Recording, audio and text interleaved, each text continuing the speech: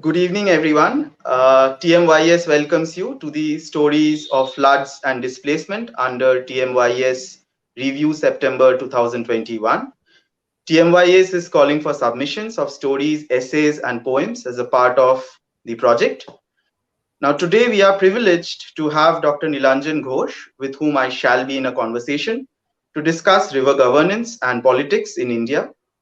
Dr. Nilanjan Ghosh is Director, Observer Research Foundation, Kolkata. He has been a visiting fellow at the Linnaeus University, Sweden in 2008 and 2015, one of the leading ecological economists and development analysts of South Asia. He is considered a pioneer in the application of neoclassical and heterodox economics in water governance. Till recently, Dr. Ghosh was advising WWF India for setting up their ecological economics practice. Dr. Ghosh's publications include books and monographs and peer-reviewed research papers in cherished journals. He is a regular columnist in Indian national dailies and portals. And I am Sayanangshu Modak. I work at the Observer Research Foundation as a junior fellow. My research interests include transboundary river governance, hydrodiplomacy, and flood risk management. I'm particularly interested in understanding the interface of science and policy for the effective governance of river basins. I was told that we keep this conversation very simple, very lucid, and so we'll stick to it. It will be sort of conversational, and we will try to avoid any jargon or anything that taxes your mind. So now, just to begin, Dr. Ghosh, when we talk of rivers, the first thought that comes to our mind is their free spirit, the wild nature of rivers, almost untamable. Now, this is perhaps best exemplified by two classical poems that we have all heard growing up. So Alfred Tennyson wrote The Brook, where he said, where he described the river as wild and carefree. And then again, we have closer to home, Kavi Guru Rabindranath Thakur writing Amader Choto Nodi, a little river, where he talks about how humans have been sharing an intimate connection with the river and have been coexisting with it. They have been thriving, due to the life-giving force of the river. Now, my question to you is that so what has happened? What has changed suddenly? When and why did it become necessary to govern the river? Or, if I just put it in in a different manner, why has it suddenly become important to govern ourselves and our use of the river, so that we can save the river and whatever that is left of them? So that is going to be my first question. Probably, had we governed ourselves properly, uh, we shouldn't have indulged into governing the rivers. It's sheer lack of governance from our own side, because we, the humans, we from time immemorial, we possibly thought that nature needs to be tampered with. However, this entire civilization, especially the modern civilization, if you look at this has been characterized with tampering nature and extracting the maximum out of nature. This began right from, we all know, right from the Industrial Revolution. But the 20th century, or suppose say I would say from the 19th century onwards, but the 20th century actually saw, uh, you know, not really governing the rivers. It was training the rivers. This is the term that was ubiquitously used by the engineering paradigm which started governing rivers, training the rivers. As you rightly stated, that in fact, in Lord Tennyson's poem, the river actually, he talks about a free spirit. He talks about eternity. For men may come and men may go, but I go on forever. So, in fact, in the United States of America, they have classified rivers, some rivers, as wild rivers. Wild rivers in the sense nobody is going to touch upon them. In fact, I recall possibly in 2019, there was a publication in Nature which essentially mapped the free flowing rivers across the world.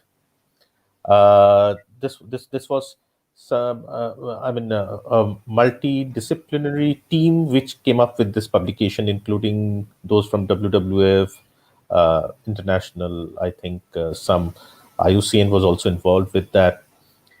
Now, there is something interesting about wild rivers and free flowing rivers. I mean, wild rivers by themselves, they have their own characteristics because just as we talk of, say, some of the other terrestrial species, uh, like you talk to any of the wildlife experts, they talk about that this is the path that the elephant is going to move around in and around this particular space, and this is how. So that space needs to be created for them. However, we thought that the rivers are a river is nothing but a stock of resource for us, which needs to be used, tamed, stocked, and we can divert it in whatever way we feel like and use it in whatever way we feel like. And that was the undoing. That is where we fell flat on ground, actually fell flat on our face. That at one point in time, you see, in fact, man and floods, man and rivers, we used to coexist with each other. And our human civilization, especially the Indic civilization that we are talking of, especially the we used to understand the characteristics of the Himalayan rivers. We knew that the floods are part and parcel of the entire river system. They are bound to happen.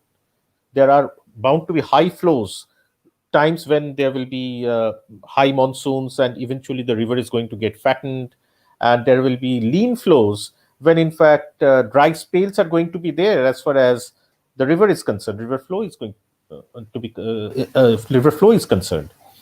But the entire when the European engineers came to India, especially the British engineers to be more specific, they found something very quizzical in here. They found that there is a phenomenon called flood. Something they what we see often use the term, technical term, hydrograph. That is the flow of a river at a particular point, at a particular measuring station, and eventually then you take the average of 30 years for the month of January, and eventually you plot the graph.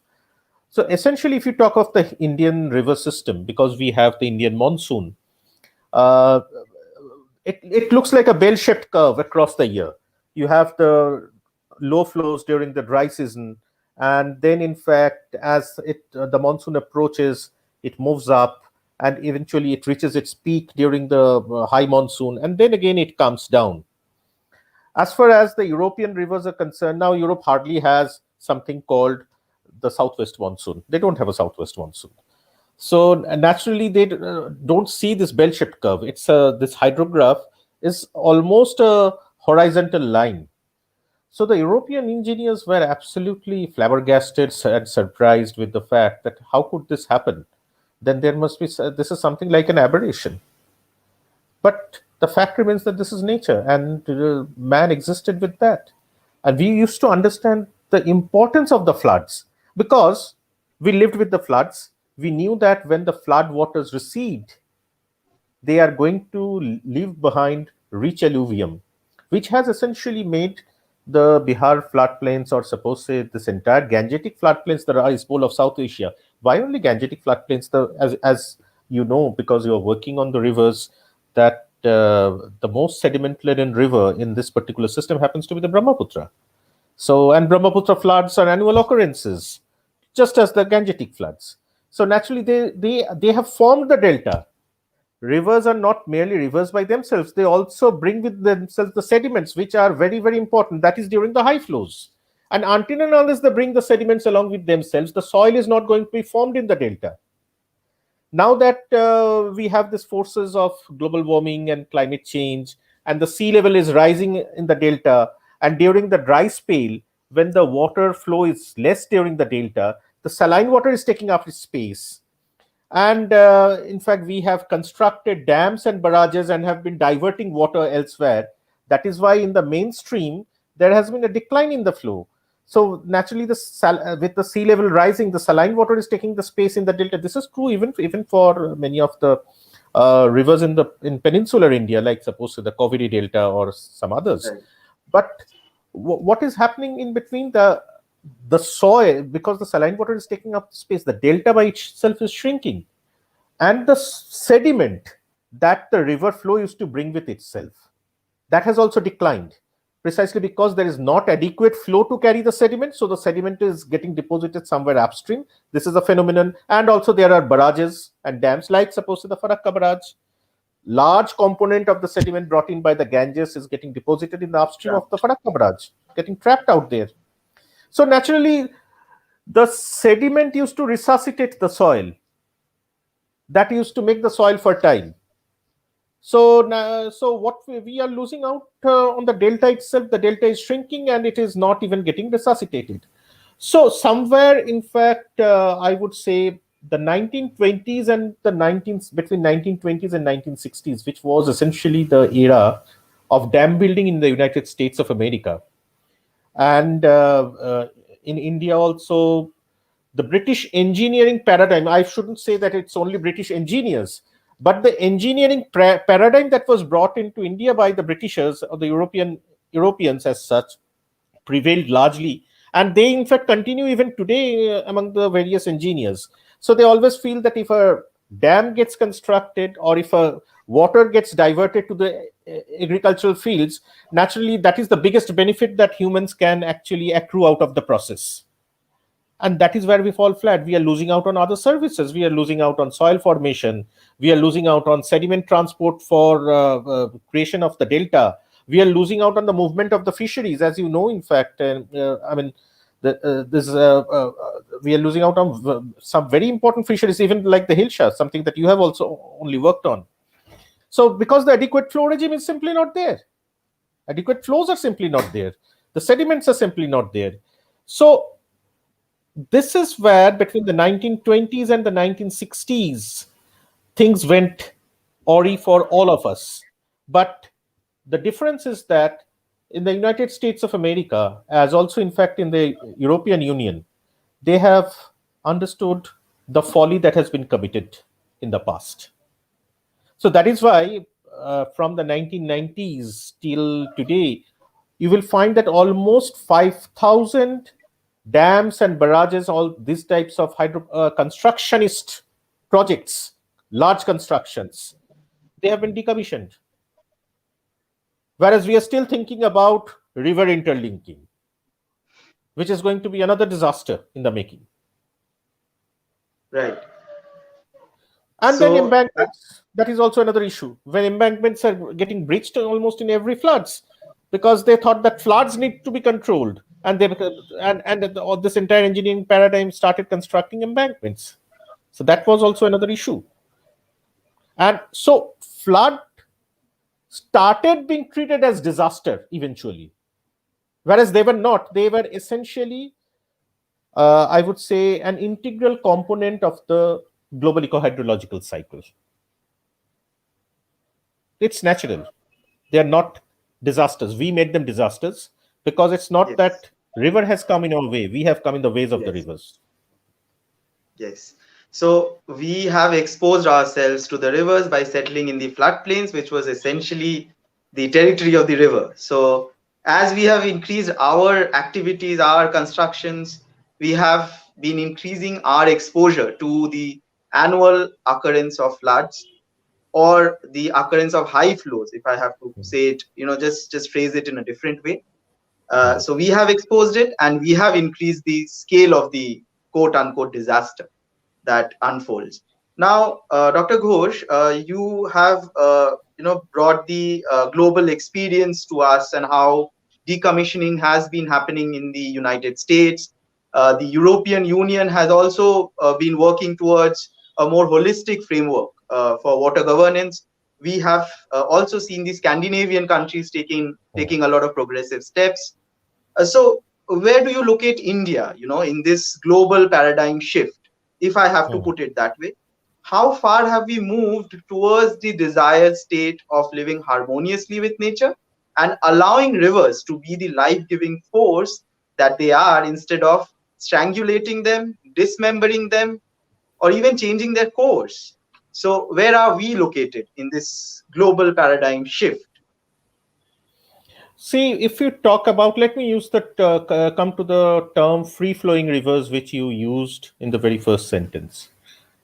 Uh, can you think of a free flowing river system in India? The only system that I can think of is actually a part of a broader system, that is essentially the Brahmaputra system, which emerges only after at the confluence of the Dihang, Dibang, and Lohit, in fact, near Sadia, and which flows to Bangladesh and meets the Ganges at Goalandu Ghat. Otherwise, I don't know of any system which is not whose flows have not been impeded with.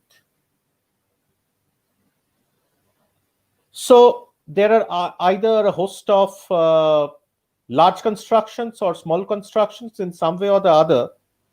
Uh, as you rightly mentioned, that I mean, there has been a problem with the connectivity as far as the river is concerned. Now, where are we? Where are we? Where do we stand? We stand only with slogans, Aviral Dhara, Nirmal Dhara. But how do we actually achieve Aviral Dhara? Are we really going to, when we talked about the Namami Ganga project and this entire slogan came up, are we really going to decommission the, say, maybe after Tehri? In fact, we decommissioned Bhimgora, Narora, Kanpur, and Farakka. If I ask this question, are we really going to do that for Aviral Dhara? And our entire Nirmal Dhara hypothesis is based on the fact that if adequate flows are there, then the pollution is going to be diluted substantially. Exactly. To a large extent, on the basis it stands on that. So when you have already, in some way or the other, impeded on the flow regime, on the natural flow regime and the connectivity of the river, how do you essentially plan to attain Nirmal Dhara? Aviral Dhara. And if your Aviral Dhara is not there, how do you plan to attain Nirmal Dhara? So this is the question. This is where we stand. So we are standing on standing on slogans at this point in time. Now see this entire reductionism. I'm using the term reductionism, though in fact you want to make it very conversational. But let me explain what do I mean by reductionism in the Yes. entire governance paradigm. Yes. By using the term reductionism, what I mean is that we have reduced all the problems of water governance or water management to a solution to be offered by only one discipline. That is the structural civil engineering discipline or water resource engineering discipline. You construct a dam or a barrage, construct the diversion channels, and your water problems are going to get resolved. Our water problems are going to get resolved, but the problem of the water is not going to get resolved. We are aggravating the problem of the water. And if the problem of the water exists, our problem are going to aggravate in the future. So let's take this up. When the Farakka barrage came into operation in 1975, it was planned way before that, from the end 1950s. In fact, if you recall, there was a Bengali engineer, Kopil Bhattacharya, who opposed the project. You might recall one of the books in Bengali that was written by him, Banglar Nod Nodi. Yes. And Kopil Bhattacharya specifically uh, opposed the Farakka project on two grounds. One ground was that it is going to reduce the stream flow in the natural course, and eventually there will be sediment deposition, which is going to affect the delta, which I talked of, that sediment flow is going to Yes. decline. And the second component of it is very, very interesting, which we are seeing now, that there is sediment deposition, and the sediment is deposited and is having some kind of a cascading effect, that you Yes. have sediments here, and then when the water is bringing in sediment, the speed slows down and the sediment gets deposited farther upstream of the deposited sediment. So now, when essentially you have the high flows, that is a huge flow during the monsoon from the Koshi, as also high flow from the Ganges itself, and when these flows converge Mm. at one point, Mm. then in fact, and they hit on this entire structure created by the sediment at this point in Mm. time. It's a wall, a barrier. Mm. There are Mm. backwater effects, and Mm. that aggravates Bihar floods. Mm. And that is precisely why, in fact, in if you recall, in 2016, Mm. that was in 2016 during the monsoon, there was a call from Bihar Chief Minister Nitish Kumar that the Farakka Barrage should be dismantled. Now, the bigger concern is that what happens if the Farakka Barrage gets dismantled?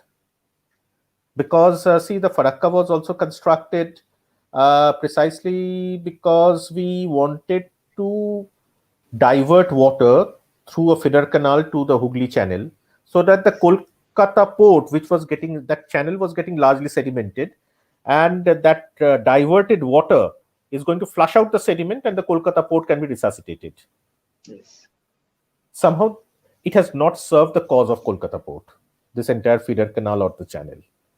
But it has served the cause of Kolkata and large parts of non-tidal West Bengal in terms of making Kolkata and large parts of this part of South Bengal to a large extent water secure.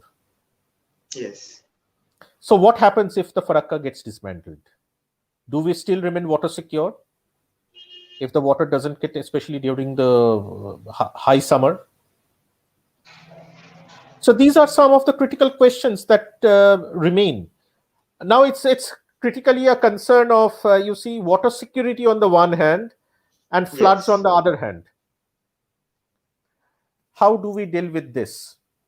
On the other hand, we of course have the problems that are prevailing in the delta, which we talked of. So, well, this is where we stand. And if you talk of that, looking at the changing global paradigm, when in fact around 5,000 structural interventions, dams, barrages have been decommissioned in France, Sweden, Finland, Spain, UK, and rather in 2000, the European Union, they adopted the Water Framework Directive, Exactly. on the basis of which this decommissioning happened.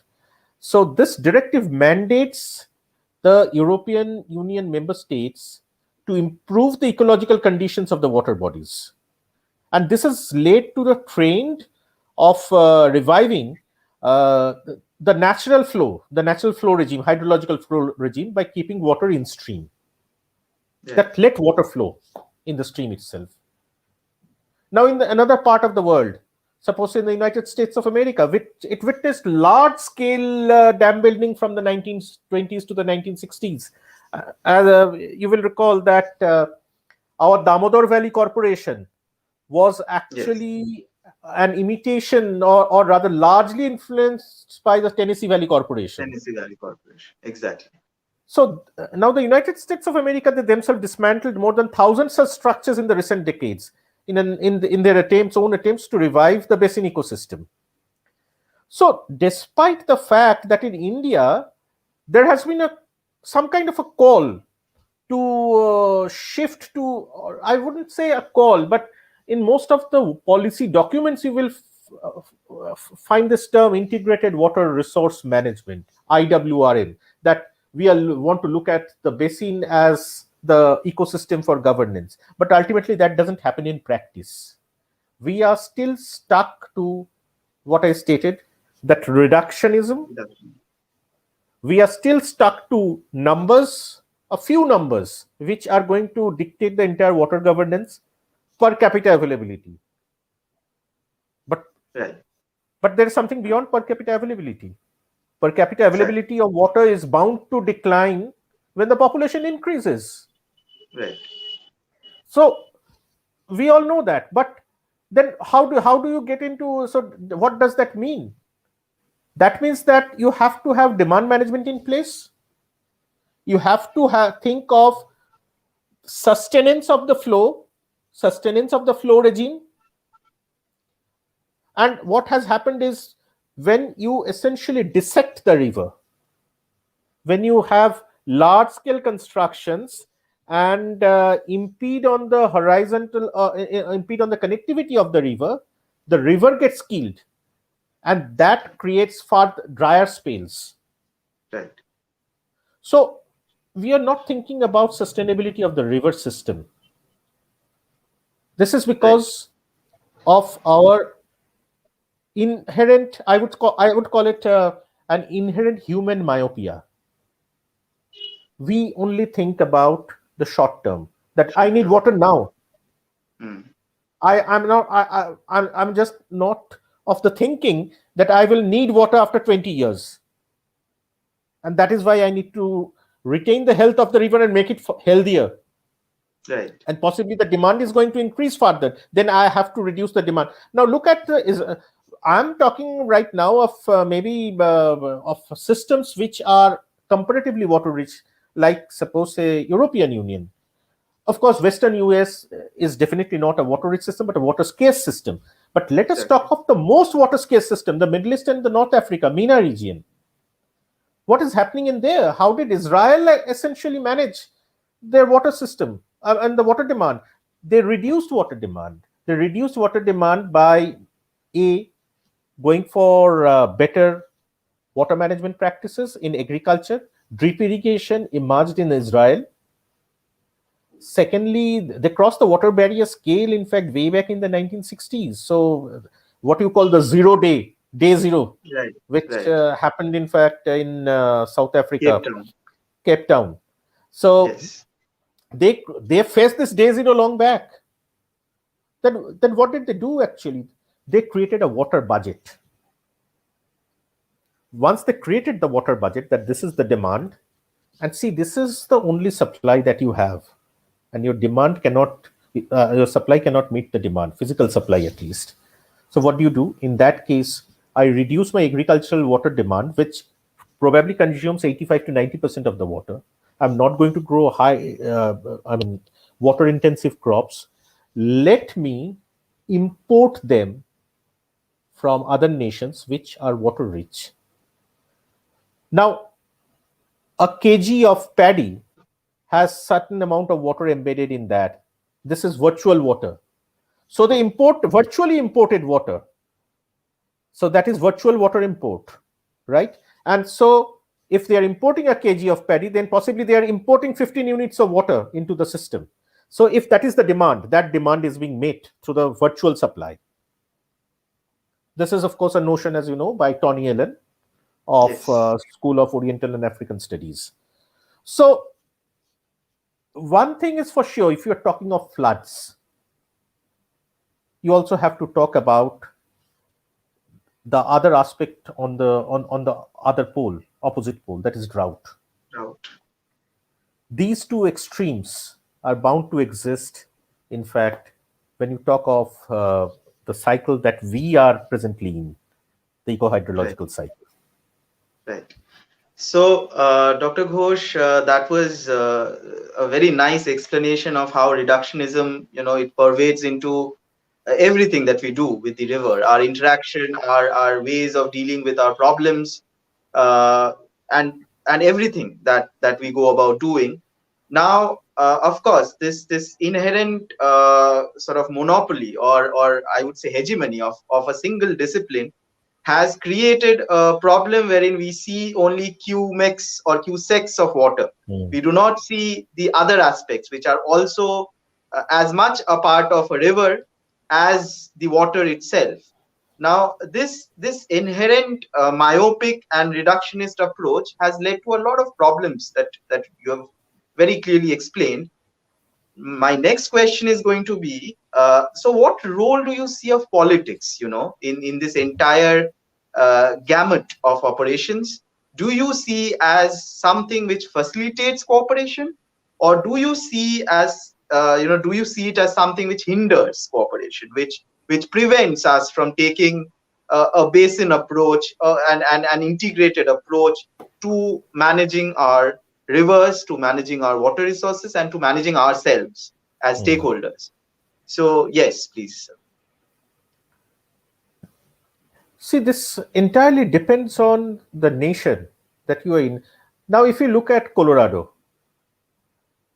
I mean, you find very interesting institutional responses. That is also a scarce river system within the United States. I'm not getting into the international dimension of Colorado between US and Mexico. I'm just talking about the interstate dimension of the entire hydropolitics in here, water politics in here, which we often use technically hydropolitics. So, if you look at the interstate dimension of things, you will find that whenever they feel that there is a possibility of a conflict, states get into a cooperation, some kind of a cooperative mode. The seven states, the seven sisters states, in fact, in the upper Colorado and the lower Colorado states. Now, the demand in the downstream state of California had been increasing precisely because of increasing urbanization. There have been a huge amount of cultural change. You might have, of course, you have heard of the song Hotel California, which talks Yes. about the urbanization and the cultural Eagles. change. Yes. Yes. Yes, Eagles. So essentially, that is this large scale urbanization led to large scale demand for water. Over time, California, or rather US, and then in fact, you also had the Central Arizona project, which diverted parts of the water to the desert areas Correct. of California and Arizona. So that had its own problems, other ecological problems. Further downstream, Yes. in fact, Yes. Mexico started facing the music. Yes. There was saline water ingression, and eventually the paddy cultivation in the delta areas of Mexico was simply not possible, precisely because of a stream flow depletion. So there were other issues, but as such, the lower Colorado system, the demand was increasing so much that the seven states sat with each other, and eventually uh, they talked about demand management. Right. Now look at the other form of institutional response. They have started the most sophisticated form of water trading. Water is now an instrument that is being traded in the Chicago Mercantile Exchange. It's a water futures instrument, and this is helping the cause of a pricing of water on the one hand, b efficient pricing of water. Let me put this. B, understanding price is acting as a signal for future scarcity that is going to prevail and eventually help in the management mode. C, for various stakeholders in the water ecosystem. By water ecosystem, I mean the business. I don't mean the natural ecosystem. Of course, the natural ecosystem is also one of the critical stakeholders, but I mean the farm community, the business, Yes. the banks, the Yes. financial community. They are also hedging their risk by taking a position in the futures market, the future risk that is going to emerge. But what do we have in India? Exactly. Water is, as you know, in fact, water is a state subject, Yes. subject to Article 56(1) of the Indian Constitution, by way of which, in fact, the center can, in some way or the other, intervene. But it doesn't do that, as you have seen. Yes. On the other hand, because water is a state subject, states unknowingly probably keep on defining or delineating their rights over the resource in their own ways. Just as, in fact, in the case of the Kaveri water conflict, you will find, if you take up these three extreme principles of defining property rights or user rights over the resource, that is the Harmon doctrine, Armando. which is often taken up by the upstream state, that if water falls on my roof, then it is mine. So Karnataka is the upstream state in the Kaveri system, so, and water is falling on its roof. So this water is, so they will say this water, we are the upstream users of water. We haven't developed our water resource potential for ages. So why shouldn't we? So naturally, because water is a state subject, they are defining the rights in terms of the Harmon doctrine. The other extreme doctrine is prior appropriation or the historical doctrine. Who is the first user of the resource? Tamil Nadu claims, no, we use this water, we have been using this water historically. So history is a very, very critical doctrine in terms of defining water use, water property rights. So it becomes a conflict over property rights because of two different definitions of property rights defined by two different, by the upstream state and the downstream state. One defines property rights in terms of the Harmon doctrine, the other defines property rights in terms of the historical doctrine or prior appropriation. And then, in fact, you also talk about the Hobbesian doctrine, which talks about negotiations. Yes. Do you really call that negotiation or do you really call that conflict? So it became, ultimately, it didn't remain an issue of water. Water became an issue of ego, political ego. Yes. Yes. And then eventually it became an issue of identity. So this is where, as we were talking of, that is politics coming in the way of integrated approach? Yes, politics is coming in the way of the integrated approach because this has already been fragmented by the constitution by making water a state subject. So integration, how can integration happen until and unless there is somebody who intervenes, who is accepted by both the states, maybe a river basin authority or a river basin organization which is autonomous in nature, and eventually can look at the entire Kaveri basin, right from the Tala Kaveri, where it emerges, to the Kaveri Delta in Tamil Nadu, in Thanjavur. Right. So this is essentially what has been missing in here. Even look at this West Bengal and Bihar issue. That is also an interstate issue. Yes.